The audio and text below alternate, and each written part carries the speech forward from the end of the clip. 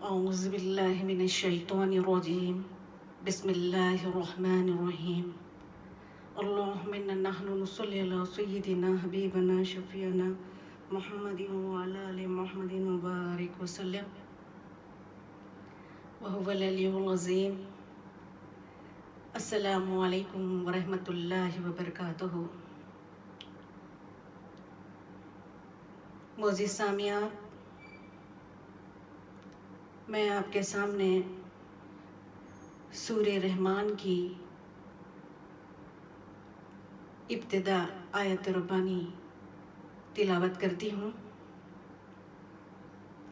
الرحمن علم القرآن، یعنی رحمان نے اپنے حبیب کو قرآن سکھایا،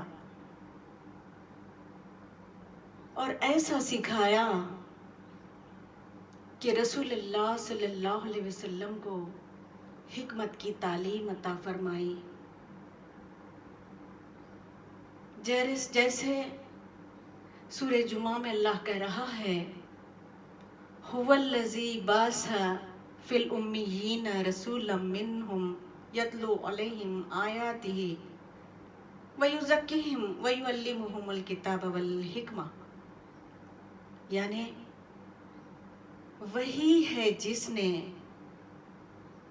ان پڑھوں میں انہی میں رسول بھیجا صلی اللہ علیہ وسلم.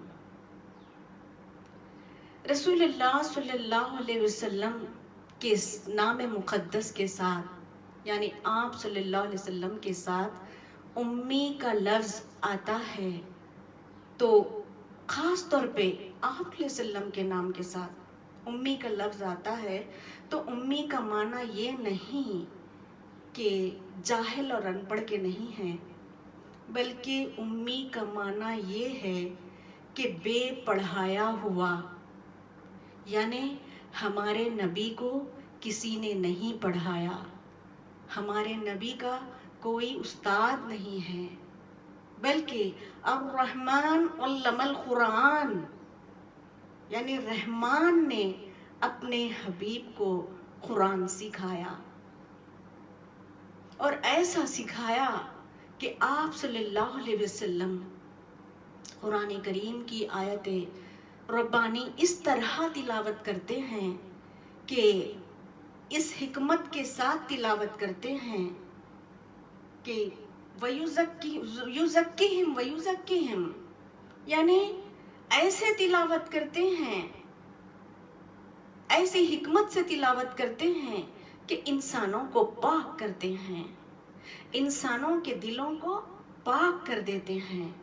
وَيُعَلِّمُهُمُ الْكِتَابَ وَالْحِکْمَةَ، اور کتاب یعنی قرآن کریم، حکمہ یعنی سنت، یعنی آپ صلی اللہ علیہ وسلم قرآن کریم اور سنت کی تعلیم عطا فرماتے ہیں. رحمان نے اپنے حبیب کو حکمت کی تعلیم کے ساتھ ساتھ، علم قرآن کے ساتھ ساتھ، حکمت کی تعلیم کے ساتھ ساتھ علم غیب عطا کرنے کا دعویٰ کرتا ہے. جیسے سورہ تکویر میں اللہ کہہ رہا ہے، وَمَا هُوَ عَلَى الْغَيْبِ بِضَنِينٍ، یعنی اور یہ نبی غیب بتانے میں بخیل نہیں کرتے صلی اللہ علیہ وسلم. اللہ رب العالمین کہہ رہا ہے کہ میرا حبیب علم غیب جانتا ہے، میں اپنے حبیب کو علم غیب عطا کرنے کا اللہ رب العالمین خود دعویٰ کرتا ہے کہ میں اپنے حبیب کو علم غیب عطا کیا ہے. اس کے باوجود گستاخی رسول آپ صلی اللہ علیہ وسلم کے علم غیب، غیبی صلاحیت کو، غیبی طاقت کو نہیں مانتے، انکار کر دیتے ہیں. تو ایسے لوگوں کے لیے اللہ سورہ آل عمران میں کہہ رہا ہے، وَمَا كَانَ اللَّهُ لِيُطْلِعَكُمْ عَلَى الْغَيْبِ، اور اللہ کی شان نہیں کہ اے عام لوگوں تمہیں غیب کا علم دے دے. یعنی عام لوگوں کو، گستاخوں کو، منافقوں کو غیب کا علم نہیں ہوتا تو وہ خود جیسے اپنے نبی کو سمجھتے ہیں، ہمارے جیسے بشر تصور کرتے ہیں اور قلبی بصارت سے محروم ہوتے ہیں، عقل کے گھوڑے دوڑاتے ہیں۔ اسی پر حضرت قائم مقام قبلہ نے بارہا درس قرآن میں فرمایا، وہ سر کی آنکھوں سے دیکھتے ہیں، وہ سر کی آنکھوں سے دیکھتے ہیں، یعنی سر کی آنکھوں سے دیکھ کر بھی دیکھ نہیں سکتے، اس لیے کہ قلبی بصارت سے محروم ہوتے ہیں۔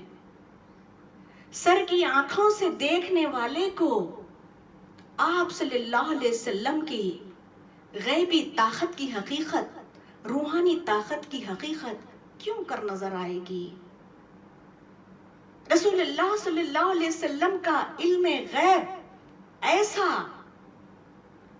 علم غیب ہے کہ امام مسلم سے روایت ہے کہ رسول اللہ صلی اللہ علیہ وسلم بدر کے میدان میں جنگ سے پہلے، غزوہ بدر میں جنگ سے پہلے بدر کے میدان میں ایک ایک کافر کے مرنے کی نشاندہی فرمائی، ایک لکڑی سے زمین پر ایک ایک کافر کے مرنے کی نشاندہی فرمائی کہ فلاں کافر یہاں گر کر مرے گا، فلاں کافر یہاں گر کر مرے گا، یہاں تک کہ سردار ابو جہل کے گرنے کی نشاندہی فرمائی۔ اور جب جنگ ختم ہوئی، میدان جنگ کا جائزہ لیا گیا تو صحابہ کرام فرماتے ہیں، خدا کی قسم رسول اللہ صلی اللہ علیہ وسلم نے جس جگہ لکیر کھینچی تھی ایک انچ بھی ہٹا ہوا نہ تھا، کافر اسی جگہ مرا پڑا تھا۔ اللہ اکبر، یہی تو ہے وما ہوا علی الغیب بضنین، اور یہ نبی غیب بتانے میں بخیل نہیں کرتے۔ اب آئیے امام بخاری کی طرف، امام بخاری کو ماننے والوں، امام بخاری کو چاہنے والوں، امام بخاری کی روایت تو دیکھتے ہیں۔ امام بخاری سے روایت ہے، مسجد نبوی کی تعمیر ہو رہی ہے، تمام صحابہ کرام ایک ایک بڑا بڑا پتھر اٹھا کر لا رہے ہیں۔ حضرت عمار بن یاسر رضی اللہ عنہ کی عمر 60 سال ہے اور حضرت عمار 60 سال کی عمر میں ایک ہی وقت میں 2 پتھر اٹھا کر لا رہے ہیں۔ یہ جوش جذبہ دیکھ کر آپ صلی اللہ علیہ وسلم نے اپنے دست مبارک سے حضرت عمار کی داڑھی سے مٹی صاف کرتے ہوئے فرمایا، اے سمیہ کے بیٹے عمار، اے سمیہ کے بیٹے عمار، تجھ کو تو باغی لوگوں کی جماعت شہید کرے گی۔ اور جب جنگ جمل ہوا تو معاویہ جی کی جانب سے ابو غازیہ آیا اور حضرت علی کرم اللہ وجہہ کی طرف سے حضرت عمار آئے۔ ابو غازیہ نے حضرت عمار کو شہید کر دیا، رسول اللہ صلی اللہ علیہ وسلم کا فرمان مبارک پورا ہو گیا۔ آپ صلی اللہ علیہ وسلم نے فرمایا، امام بخاری روایت کرتے ہیں، آپ صلی اللہ علیہ وسلم فرماتے ہیں کہ عمار اپنی شہادت سے پہلے قرآن اور جنت کی طرف بلائے گا۔ عمار شہادت سے پہلے قرآن اور جنت کی طرف بلائے گا اور عمار کو مارنے والے دوزخ کی طرف بلائیں گے۔ بات دراصل یہ ہے کہ جنت کی طرف بلانے والے، دوزخ کی طرف بلانے والے دونوں برابر نہیں ہو سکتے، یعنی معاویہ جی اور حضرت علی کرم اللہ وجہہ ہرگز ہرگز برابر نہیں ہیں۔ حضرت علی کرم اللہ وجہہ کو اور حضرت علی پر ایمان لانے والوں کو منبروں پر ٹھہر کر گالیاں دیتے، حضرت علی کو، حضرت علی کے چاہنے والوں کو منبروں پر ٹھہر کر گالیاں دیتے اور گالیاں ہی ان کی تقریر ہوتی۔ گالیاں ہی ان کی تقریر ہوتی. آپ صلی اللہ علیہ وسلم نے فرمایا عمار شہادت سے پہلے فرما رہے ہیں، حضرت عمار کی شہادت سے پہلے فرما رہے ہیں کہ عمار کو شہید کرنے والے باغی لوگ ہوں گے، دوزخ کی طرف بلانے والے ہوں گے. آپ صلی اللہ علیہ وسلم کا غیبی فرمان پورا ہو گیا. اللہ اسی بات کا تو دعویٰ کرتا ہے وَمَا هُوَ عَلَى الْغَيْبِ بِالظَّنِينَ، اور یہ میرا حبیب غیب بتانے میں بخیل نہیں کرتا. اللہ اکبر. اب آئیے پھر ایک امام بخاری کی روایت کی طرف چلتے ہیں. امام بخاری سے روایت ہے کہ صحابہ کرام کی مجلس جمی ہوئی ہے، صحابہ کرام کی ایک محفل ہے. اس محفل میں آپ صلی اللہ علیہ وسلم نے فرمایا سلونی اما شیتم، سلونی اما شیتم، پوچھ لو آج مجھ سے کیا پوچھنا چاہتے ہو، آج پوچھ لو مجھ سے کیا پوچھنا چاہتے ہو. تو ایک شخص اٹھا کہنے لگا اے اللہ کے رسول میرا باپ کون ہے؟ یہ بھی کوئی پوچھنے والی بات ہے؟ اندر کی بات ہے، ماں جانے باپ جانے، پوچھ رہا ہے اے اللہ کے رسول میرا باپ کون ہے؟ آپ صلی اللہ علیہ وسلم نے فرمایا تمہارا باپ ابو حذافہ ہے. پھر ایک شخص ایسا تھا جس کو لوگ حرامی کہتے تھے. اس شخص کو سوچ میں پڑ گیا، وہ شخص سوچنے لگا کہ آج دریائے علم مصطفیٰ جوش میں ہیں صلی اللہ علیہ وسلم، تو میں بھی اپنی تصدیق کرا لوں اور کہنے لگا اے اللہ کے رسول میرا باپ کون ہے؟ آپ صلی اللہ علیہ وسلم نے فرمایا کہ تمہارا باپ شیبہ کا آزاد کردہ غلام سالم کا بیٹا ہو تم. اللہ اکبر. تمہارا باپ وہ نہیں جو اب ہے. اس شخص سے کہہ رہے ہیں کہ تمہارا باپ وہ نہیں جو اب ہے، بلکہ تم شیبہ کا آزاد کردہ غلام سالم کا بیٹا ہو. اللہ اکبر. یہ دو جو سوال تھے وہ پچھلی بات پوچھی گئی، یعنی گزرے ہوئے وقت کی بات پوچھی گئی.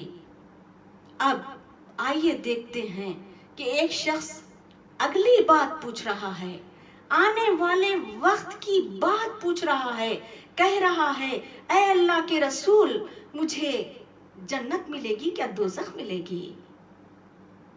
آپ صلی اللہ علیہ وسلم نے فرمایا تجھے دوزخ ملے گی. آپ صلی اللہ علیہ وسلم کی محفل میں بیٹھنے والوں کا ایسا ایمان، صحابہ تو صحابہ، عام انسان بھی جانتا تھا کہ آپ صلی اللہ علیہ وسلم سب کچھ جانتے ہیں. آپ صلی اللہ علیہ وسلم کا علم غیب ایسا کہ 7 زمینوں کے نیچے کے پردے اٹھا دیتے، عرش مولا کے روشن اور تاریک بتا دیتے. سلونی اما شیتم کا معنی ہی یہ ہے کہ پوچھ لو ازل سے ابد تک کے سوال پوچھ لو ازل سے ابد تک کے سوال پوچھ لو.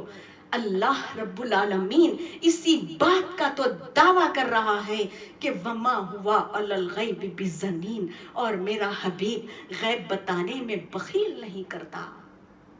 اللہ اکبر. اب آئیے معزز سامعات، ہم دیکھتے ہیں کہ آپ صلی اللہ علیہ وسلم کے چچا حضرت عباس کس طرح اسلام قبول کیے ہیں. غزوہ بدر کے موقع پر مشرکین کو قیدی بنا کر مدینہ منورہ لایا گیا. حضرت عباس اس وقت مسلمان نہیں ہوئے تھے، مشرکین کی جانب سے آئے تھے. حضرت عباس کو بھی قیدی بنا کر مدینہ منورہ لائے گئے. حضرت عباس کو بھی قیدی بنا کر مدینہ منورہ لایا گیا.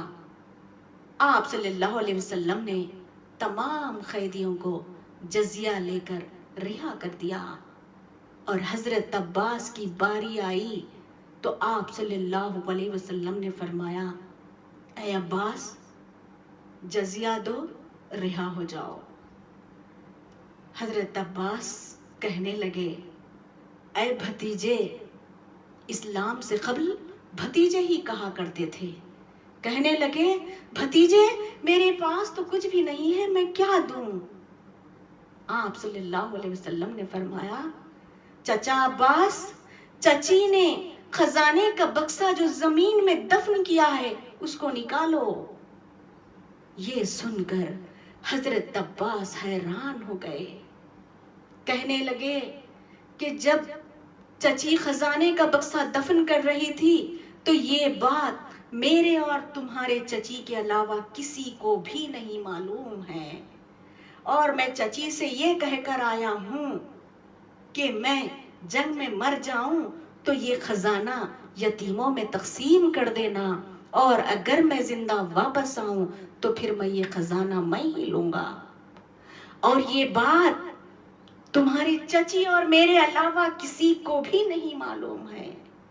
کہہ کر حضرت عباس عرض کرنے لگے اے اللہ کی رسول، مدینے میں بیٹھ کر مکے کی خبر رکھتے ہیں تو میں آپ پر ایمان لاتا ہوں کہ یقیناً آپ اللہ کے نبی ہیں. اللہ اکبر. اللہ اسی بات کا تو دعویٰ کرتا ہے وما ہوا علی الغیب بضنین. اور یہ نبی غیب بتانے میں، میرا حبیب غیب بتانے میں بخیل نہیں کرتا. اللہ اکبر. نبی کا معنی ہی یہ ہے کہ غیب کی خبریں بتانے والا. پروفٹ پروفیسی سے ہے، پروفٹ پروفیسی سے ہے. پروفیسی کا معنی ہی یہی ہے کہ چھپی ہوئی بات بتائے، چھپی ہوئی بات بتائے.